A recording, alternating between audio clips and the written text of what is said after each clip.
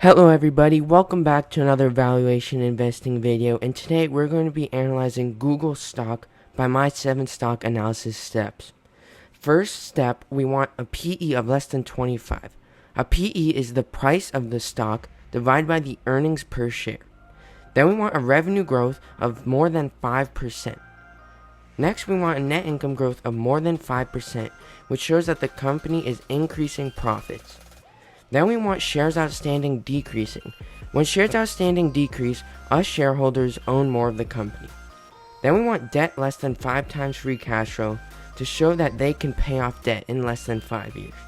Then we want free cash flow growth of more than 5% to show that they have plenty of free cash. Now we want estimated 5-year earnings growth of more than 5% to show that in the future that they will grow at a good amount. Firstly, we're going to look at Google's PE. If we look at the screen here, we'll see that Google's PE is 19.47, which is under what we want. We wanted under 25, which seems undervalued. Now if we look at their revenue over the past 6 years, we'll see it has gone from 110 billion to 282 billion. This is about a 26% increase year over year. Now if we look at the net income, we'll see that Google has had very good growth from 12 billion to 67 billion. That is about a 71% increase year over year, which is way above 5%. Next, we're going to look at Google's shares outstanding.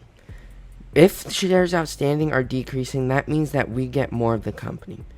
They have gone from 13.9 billion to 12.9 billion, which is about negative 1% year over year, which is pretty good.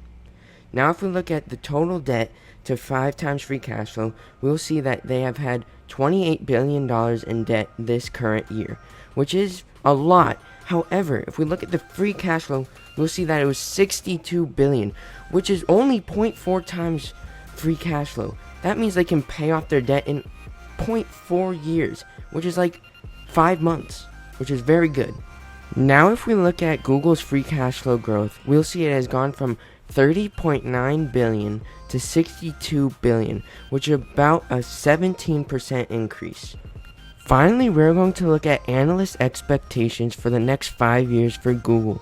We'll see that they're expecting 10.2% earnings growth over the next 5 years, which is above our 5% that we want. Now if we go ahead and look at Google's 7 stock analysis steps, we'll see that Google got an amazing 7 checks. Firstly, if we look at their PE, it was under 25, in which it was 19.47. Then if we look at the revenue growth, in which we wanted more than 5%, it got 26%, which is amazing. Then look at the net income growth. We wanted over 5%, and it got 71%, which is amazing growth. Now if we look at shares outstanding, we'll see that it decreased negative 1%, which is pretty good. It's not amazing, but it is good. Then if we look at the debt to 5 times free cash flow, we'll see that was only 0.4 times. That means they can pay off their debt in less than a year. Now if we look at free cash flow growth, it will see that it was over 5%, in which it was 17, which is also very good.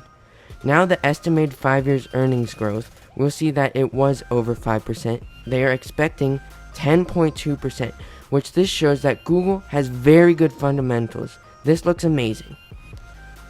Finally, I'm going to use a discounted free cash flow calculator to analyze Google stock. First, I'm going to put a growth rate of 8% since analysts expected 10, a discount rate of 10% since the market does 8. Then I'm going to put a terminal rate of about 4% since I think Google can slightly beat inflation over the next tens of years. Finally, if we press the analyze button, we will see that Google looks very undervalued with an intrinsic value of $139.23. Google looks like a very attractive stock right now with a very undervalued price and very good fundamentals.